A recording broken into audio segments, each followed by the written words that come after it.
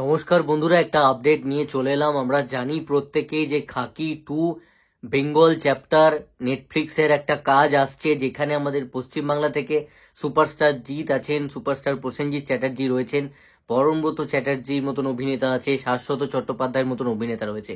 কিন্তু এখানে গুরুত্বপূর্ণ ভূমিকায় আমরা আরো একজন স্বনামধন্য বড় অভিনেতাকে দেখতে পেতে চলেছি। একটা ইন্টারভিউ দেখতে দেখতে সেই প্রসঙ্গ উঠে আসে এবং জানা যায় বম্বের প্রচুর রেনাউন্ড যে ফেস আছে, যাদেরকে আমরা দেখে অভ্যস্ত, সেরকম প্রচুর মুখ থাকতে চলেছে।